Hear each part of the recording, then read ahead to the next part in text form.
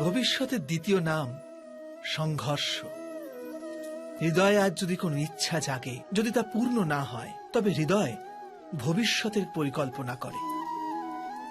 ভবিষ্যতে ইচ্ছা পূর্ণ হবে এমন কল্পনা করতে থাকে।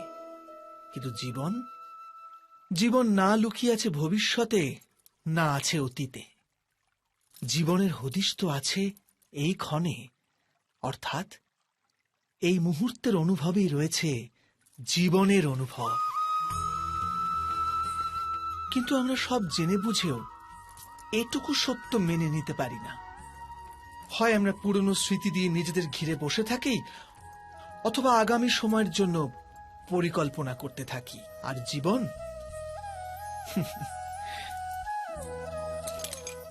জীবন বয়ে চলে। এই সত্য যদি আমরা হৃদয়ে গেঁথে নিই যে না আমরা ভবিষ্যৎ দেখতে পাই, না আমরা ভবিষ্যৎ নির্মাণ করতে পারি, আমরা তো কেবল ধৈর্য আর সাহসের সাথে ভবিষ্যৎকে আলিঙ্গন করতে পারি, স্বাগত জানাতে পারি ভবিষ্যৎকে। আর তবেই কি জীবনের প্রতি মুহূর্ত জীবনের দ্বারা মুখরিত হয়ে উঠবে না? স্বয়ং বিচার করুন।